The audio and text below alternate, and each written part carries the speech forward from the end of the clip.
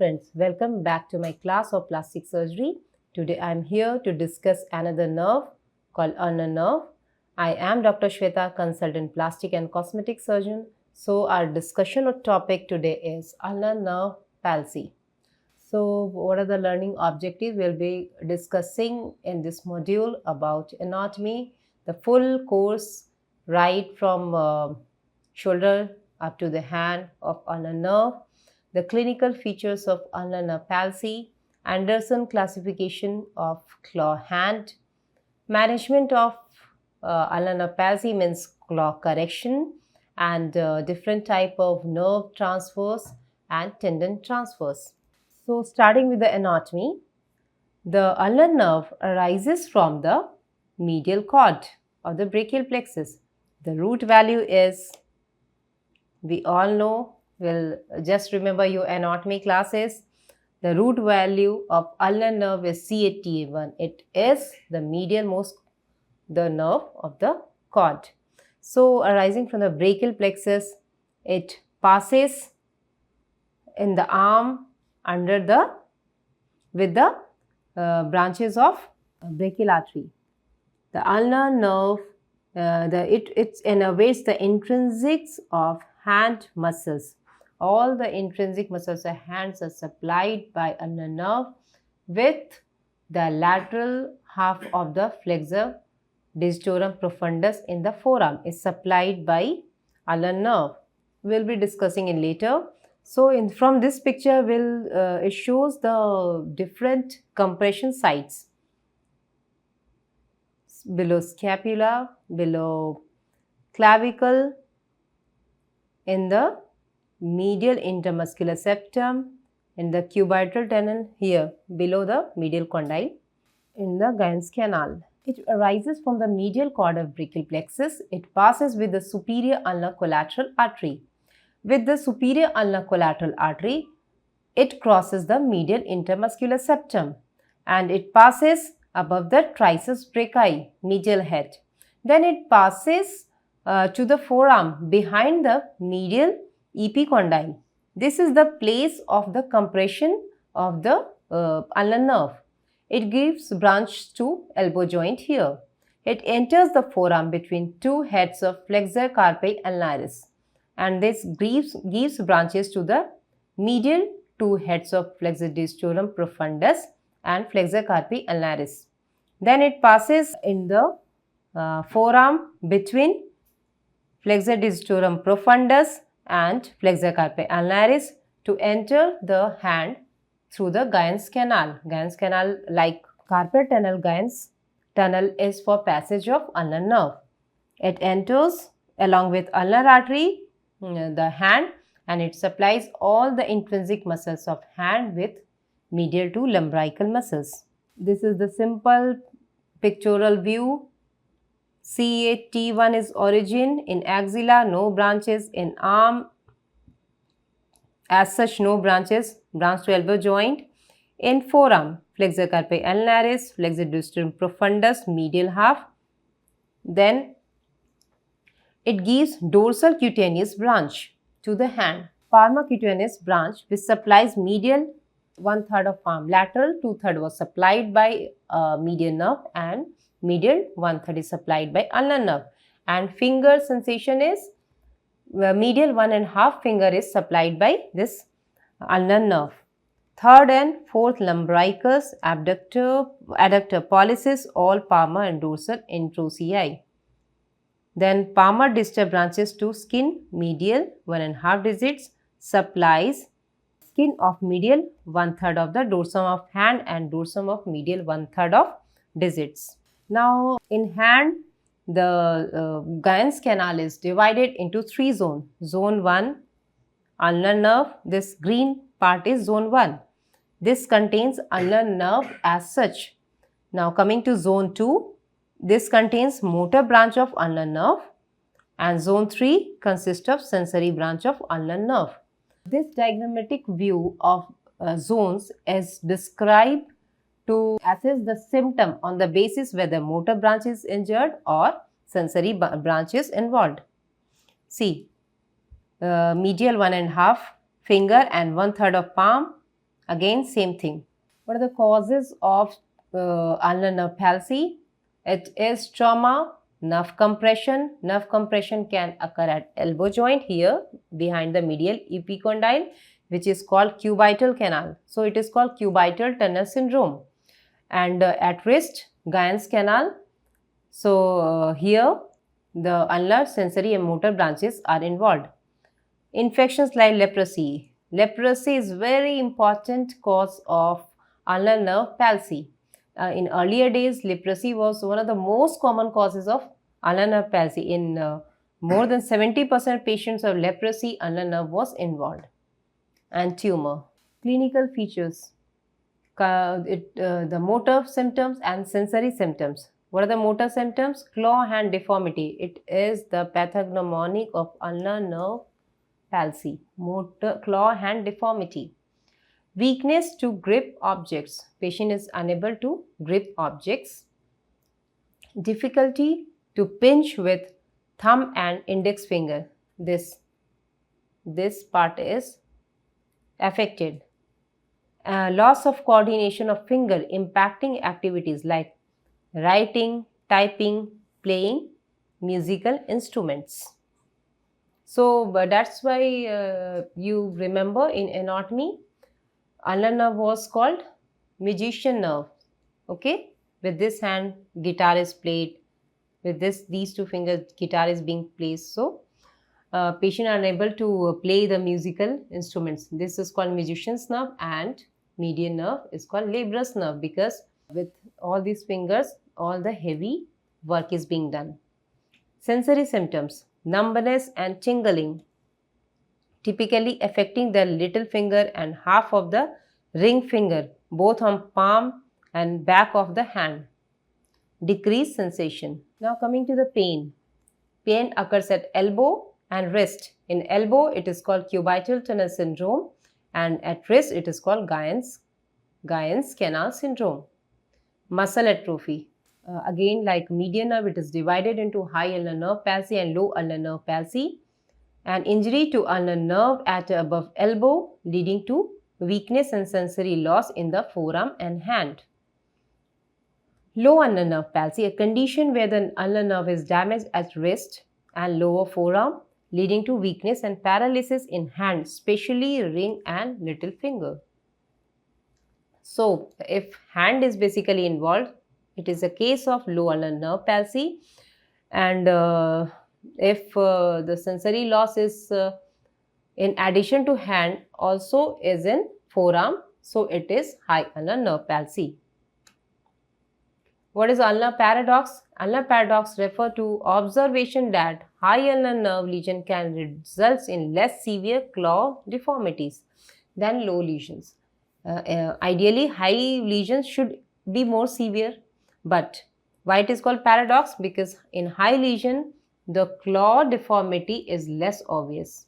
Why this is so? Because in high lesions, it also affects flexure digitorum profundus muscle. So FDP muscle is also paralyzed. The function of FDP is to flex. Okay. So since this is paralyzed, the patient is unable to flex this IP, interphalangeal PIP and DIP joints. So these joints are kept extended. So the claw is obviously the claw will look better. Since when the FDP is also paralyzed and high palsy, clawing is obviously the clawing is reduced because these joints are not flexed. In claws, these joints are flexed. But since FDP is paralyzed, these joints are extended. So it seems that claw is being reduced. What are the signs? Different important sign you have to remember each and every sign. Wartenberg sign. Persistent abduction of the little finger. When you keep the hand at rest, little finger is abducted like this. Why this is so? Due to action of abductor digiti minimi. Okay, abductor digiti minimi is pulling this. Now coming to Froment sign, thumb interphalangeal joint flexing to compensate for weakness of adduction. So since this function is adduction is hampered. So this flexor pollicis longus tendon overworks to flex the thumb. Suppose it is called card test. Suppose this paper I'll hold like this. Normally I'll hold like this, okay? But since this adduction, you keep the paper between these two fingers. Since the adduction is hampered, so the patient of ulnar nerve palsy will try to hold the paper like this by flexing this interphalangeal joint, okay? So this is called card test. This test assesses the strength of adductor pollicis muscle, which is important for thumb adduction. Jeanne's sign, hyperextension at MCP joint. In claw, there is hyperextension of the MCP joint and flexion of both proximal interphalangeal joints and distal interphalangeal joints.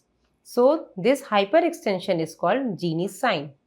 Duyck's sign, hyperextension of the metacarpophalangeal joints and reciprocal flexion of the PIP and DIP joint. Basically the claw. Just remember what is the sign of claw? Duyck's sign. Hyperextension of metacarpophalangeal joint and flexion of proximal interphalangeal joint and distal interphalangeal joints. Pittress testis sign, inability to move the extended long finger in radial and ulnar directions. This is this long finger, inability to move.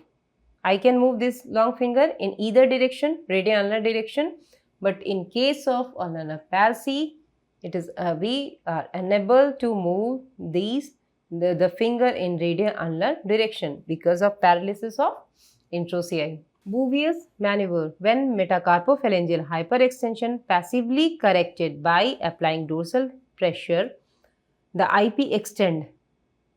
This is called Bouvier's maneuver. Why IP is extended? Because of extensor digitorum, this tendon.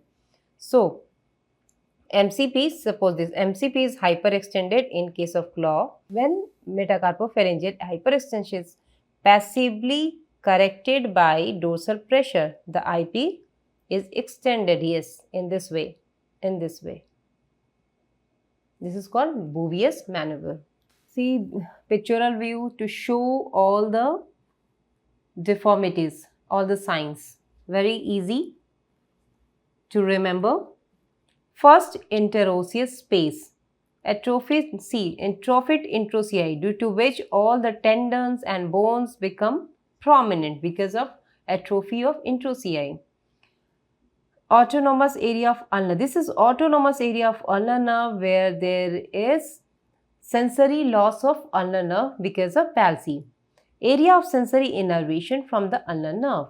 This area. We all know the medial 1.5 finger is supplied by ulnar nerve, but there are cross connections in the ring finger. But this area is autonomous sensory area for ulnar nerve where there is complete loss of sensation. So this is clawing, hyperextension of MCP joint and flexion of PIP and DIP. The first interosseous space is reduced. This leads to loss. The first interosseous space, there is the loss of adduction of thumb and atrophy introccei. Claw hand deformity with hollowing of interosseous spaces due to atrophy of introccei. Ulnar claw hand, paralyzed lumbricals of ring and little finger. Why claw is there? Because of paralyzed lumbricals of ring and little finger. Interphalangeal flexion, unopposed flexor digitorum muscles. Hyperextension at MCP joints, unopposed extensor digitorum muscle. So there is reason for everything. Why there is hyperextension at metacarpophalangeal joint? Because of unopposed action of extensor digitorum muscle. This is pulling this extensor digitorum is pulling the this joint, metacarpophalangeal joint, in dorsal direction. And why flexion is there?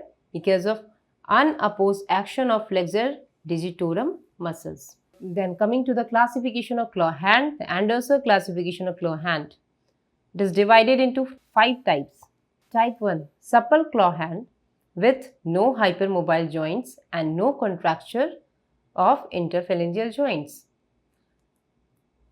Type 2. Hypermobile joints, 20° or more of painless passive hyperextension of proximal interphalangeal joints. Type 3. Mobile joints with adaptive shortening of long flexures. Due to myostatic contracture, there is adaptive shortening of long flexures with no interphalangeal joint contracture. Type 4. Proximal interphalangeal joint contracture of 15 degrees or more. Volar skin joint capsule or volar plate contracture with or without adaptive shortening of long flexures. Type 5 is claw hand with attrition of dorsal extensor apparatus at proximal interphalangeal joints. Attrition. There is attrition of the dorsal extensor apparatus at proximal interphalangeal joint, which leads to hooding deformity. Fibrous or bony ankylosis of proximal interphalangeal joint, metacarpophalangeal joint extensor contracture. Metacarpophalangeal joint is in extended position and leads to extension contracture, and the fibrous or bony ankylosis of proximal interphalangeal joints. Now coming to the specific test for claw deformity. There are different angles: deformity angle, disability angle, assisted angle, contracture angle, and angle of adaptive shortening. So these might be asked in your viva during your practical exams. Deformity angles. With the wrist in neutral position, the patient is asked to strengthen the fingers, and PIP angles is measured from here. The PIP angle is measured on dorsal side. Normal angle is 0. See, this angle is 0 angle. In case of claw, this will be like this. Okay, the angle will be more.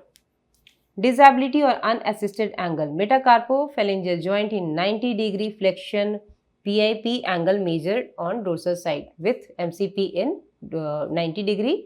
Again, this is measured. Normal is 0°. Assisted angle. Metacarpophalangeal joint flexed to 90° by examiner and patient asked to extend PIP. Okay, patient asked to extend PIP. PIP angle is measured on dorsal side. Again, this is 0 because normal patient, this forms a straight line. Contracture angle. The angle measured at PIP on dorsal side. This contracture angle is measured at proximal interphalangeal joint. Okay. Angle of adaptive shortening. On flexion of wrist, if contracture angle can be reduced to 0, this is due to shortening of flexure tendons.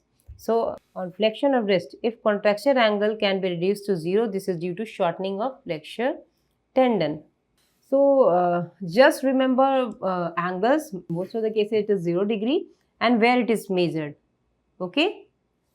Deformity angle, PIP. Disability angle, PIP. Assisted angle, PIP. Contracture angle, PIP. So, all the angles are at measured at proximal interphalangeal joints. One common thing. And in deformity angle, wrist is maintained in neutral position, while in disability angle and assisted angle, MCP is metacarpophalangeal joint is flexed to 90°. Just to remember. Contracture angle, simple thing. When a claw is developed, the angle is measured from dorsal side. Coming to Jeanne's sign, I have already discussed what is Jeanne's sign. It is a test for ulnar nerve motor weakness. The examiner asks the patient to demonstrate a key pinch, this type, key pinch movement. Jeanne's sign is considered positive if patient first metacarpophalangeal joint is hyperextended. Okay, this is Jeanne's sign, hyperextension of the metacarpophalangeal joint, like this. Key pinch. First metacarpophalangeal joint is hyperextended. Froment sign. Strong adduction of the thumb in healthy hand. The thumb is flexed at the interphalangeal joint, applying significant ulnar nerve lesion. I already discussed if the patient has to hold the card like this, he'll use his interphalangeal joint of thumb to hold the paper because the adduction is lost in ulnar nerve palsy. Coming to Wartenberg sign, there is lateral deviation of the little finger due to action of abductor disti minimi. Coming to the management, and start with investigations. Again, the same thing: electromyography, nerve conduction velocity, ultrasound of the affected region, X-ray in case of if it is associated with the fractures, and investigation to rule out leprosy. So first we'll start with conservative management. The conservative management starts with rest and activity modification. Splinting, a very important part of any nerve or joint injury. Splinting is very important. Elbow or wrist splints can help to keep the joint in neutral position, reducing pressure on the nerve.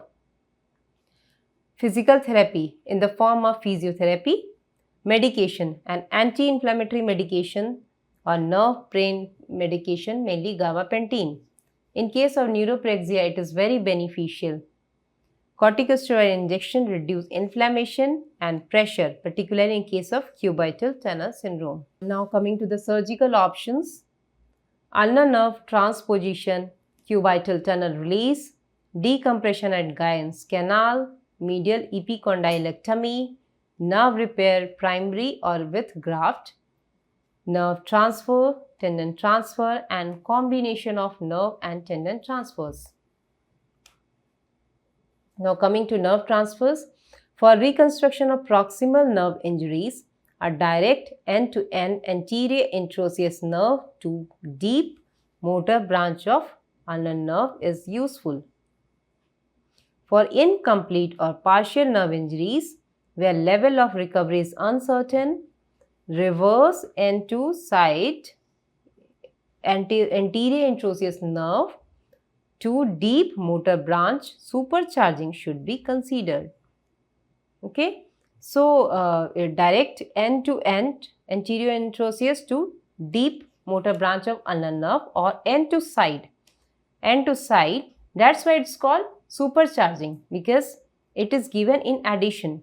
So here it is anterior intraosseous nerve and it is attached to the deep motor branch fascicles. Now coming to tendon transfer. What are the indications? Clawing and asynchronous flexion of the fingers, weak thumb index finger pinch, ulnar deviation deformity of the small finger, and weak flexor distorum profundus flexion at distal interphalangeal joints of ring and small fingers. Functions to be restored in ulnar nerve palsy. What are these? Clawing of the ring and small fingers and all four fingers. The basic deformity in ulnar nerve palsy is clawing, so we have to restore a correct clawing. Then next is thumb adduction, correction of thumb adduction, index finger abduction, severe thumb metacarpophalangeal joint hyperextension, fixed thumb interphalangeal joint contracture, and weak distal interphalangeal joint flexion of ring and small fingers. So these are the functions which is to be restored in ulnar nerve palsy. These procedures are divided into static and dynamic procedure. Initially, static procedure were described. We should know what are the static procedures. For mild deformities, these are beneficial. Under these, the first one is Zancoli's procedure.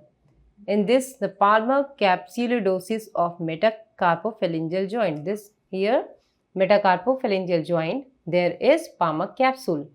This palmar capsule is adhered. It is basically ankylosed to keep the MCP in neutral position. So the hyperextended MCP, it is pulled along the flexure aspect and capsulodesis is done. Ulnar modification of Zancoli's technique. Cutting away a triangular portion of deep transverse metacarpal ligament. Deep transverse metacarpal ligament, here it is present. Cutting away the triangular portion from each side of the palmar plate flap. This is palmar plate flap. Triangular portion from Both sides are cut. Then Riordan static tenodesis and Park static tenodesis. Just remember the names. So this is deep transverse intermetacarpal ligament here. Here a cut is made. A distally based flap. Distally based flap is raised from the volar plate, MCP joint, and it is reattached. Here see, a hole is made in the bone and it is reattached here. So it will apply pressure and keep the metacarpophalangeal joint towards flexor side, and it corrects the deformity of the hyperextension. See, this is from lateral aspect we can see the lateral band. The lateral band is mobilized, and from both sides, see here, this part is removed. This part is removed and attached here. This part is removed and attached here. So again, this flexion deformity of the interphalangeal joint is corrected, and extension of the metacarpophalangeal joint, this plate region is corrected.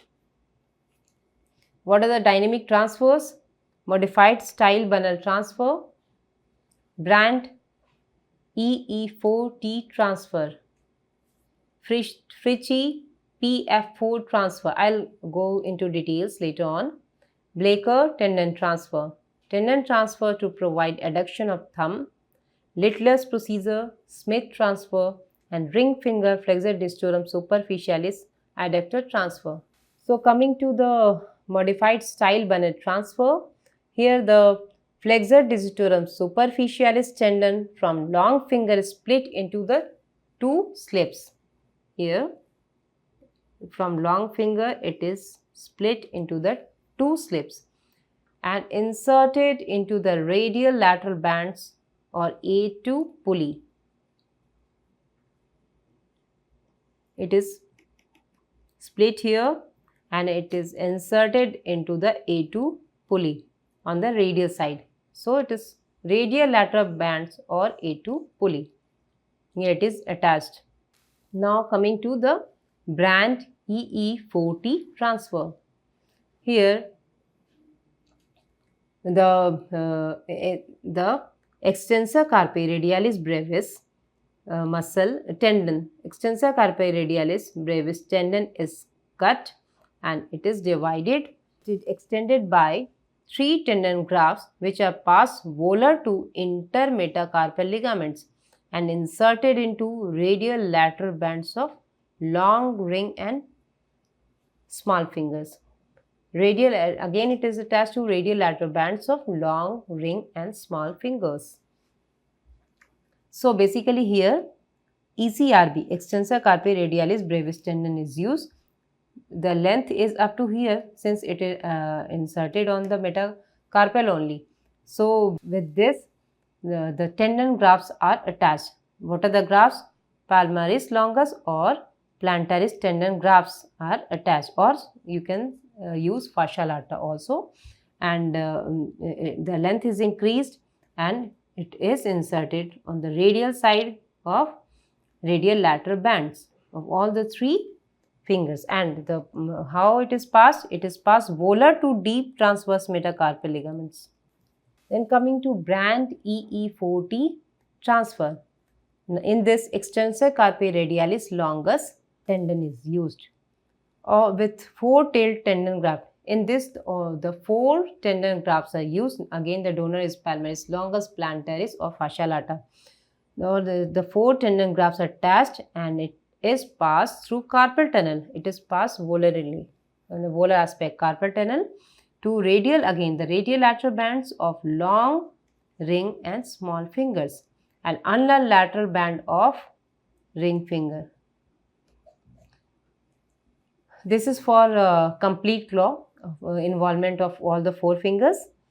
So long ring and small finger it is attached on the radial aspect, while in case of and the ulnar lateral band of ring finger In isolated ulnar nerve palsy, this transfer is only attached to the radial lateral bands of small and little fingers. Since in case of ulnar nerve palsy, only 2 fingers are involved, so it is attached only to the medial 2 fingers. So coming to the Fritschi PF4T transfer.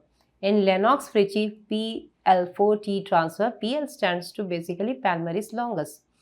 4T, in all cases, 4T is for 4 tendon graft, 4 tail tendon grafts transfer. The palmaris longus tendon is lengthened with tendon graft or fascia lata graft, and which are then passed through the carpal tunnel. Again, this is passed through carpal tunnel to the lateral radial, radial lateral bands, volar to intermetacarpal ligaments. One slip is looped around the muscle tendon junction of the first dorsal introosseous. One slip around the combined first palmar introossei and second dorsal introosseous tendons of index long finger web space. One slip around the combined third dorsal introosseous and second palmar introosseous tendons in the long ring finger web space. One slip around the combined fourth dorsal introosseous and third palmar introosseous tendon in the ring small finger web space. If necessary, the final fifth slip can be looped around the muscle tendon junction of the hypothenar muscles. So this Fritschi PF transfer, in this there is it is attached to the junction between the 2 introossei. Blacker tendon transfer. The ulnar half of extensor digiti minimi is detached, pass volar to the deep transverse intermetacarpal ligament and sutured into the insertion of radial collateral ligament of metacarpophalangeal joint at the base of proximal phalanx. Brooks insertion. If there is associated clawing of small finger, it is looped under A2 pulley and sutured back to itself. So it is looped under A2 pulley and reattached to itself. This is known as Brooks insertion. Tendon transfer to provide adduction of the thumb. Littler has advocated transfer of the ring finger flexor digitorum superficialis tendon deep to the flexor tendon of the index and long finger, parallel and superficial to transverse fiber of adductor pollicis and inserted into drill hole just distal to adductor insertion. So this is basically Littler's adduction. So this is for adduction, maintaining adduction of thumb, which is called Littler's procedure. Littler's tendon transfer. Littler advocated the transfer of ring finger flexor digitorum superficialis tendon deep to the flexor tendon of index and long finger, parallel and superficial to the transverse fiber of adductor pollicis and inserted into a drill hole just distal to adductor insertion. The same thing. Smith tendon transfer. Extensor carpi radialis brevis, which is extended by a free tendon graft, same thing which we discussed earlier, is passed through the second intermetacarpal space and tunnel deep to the flexor tendons but superficial to the adductor pollicis to an insertion into the adductor tendon. So this is a pictorial view to show the Smith transfer to restore the adduction of thumb. Here extensor carpi radialis brevis, this is extensor carpi radialis brevis, an accessory tendon of abductor pollicis longus. See, this is extended by a tendon graft and palmaris longus graft suture to the insertion of first dorsal introosseous muscle. Palmaris tendon graft suture to the adductor pollicis tendon insertion. This is adductor pollicis insertion tendon. Here it is attached. This is Neviazer transfer to restore abduction of the index finger. This is Neviazer, this tendon. This is attached to the index finger on the lateral aspect, radial aspect.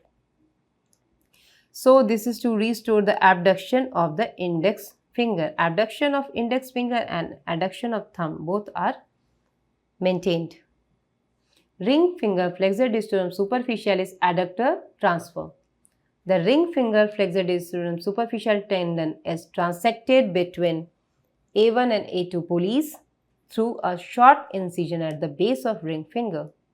The flexor digitorum superficialis tendon is then passed transversely across the palm deep to the index and long finger. Flexor tendons to the ulnar aspect of the thumb, MCP joint. So, ulnar aspect, at the ulnar aspect of metacarpophalangeal joint of the thumb, it is attached through a short incision just ulnar side of thinner crease. Just ulnar side of thinner crease. Here it is taken out. The transfer is the suture to adductor pollicis tendon or passed through a drill hole in the proximal phalanx just distal to adductor insertion and tied over a button. Either it is passed here, proximal phalanx, or it is attached to the adductor. Here adductor tendon is here, so here it can be attached. Tension is set with wrist in neutral position, thumb adducted against index finger with FDS tendon at its resting length. Appropriate tension is confirmed by tenodesis of the wrist. With wrist flexion, the thumb should be able to passively abduct it. At Jerton and Brandt, the ring finger FDS is brought through a window in palmar fascia and then passed subcutaneously to abductor insertion. So this is at Jerton and Brandt technique. In this again, ring finger flexor digitorum superficialis is used and is passed through a window in palmar fascia and passed subcutaneously to abductor insertion. Index finger abduction tendon transfer. Bunnell. Transfer of extensor indicis proprius from this index finger EIP extended with a short tendon graft and inserted into the first dorsal interosseous tendon. Brunner procedure. Divided the extensor pollicis brevis tendon over the dorsum of metacarpophalangeal joint of thumb and tunneled it subcutaneous beneath the extensor pollicis longus tendon into the first dorsal interosseous tendon. Hirayama technique.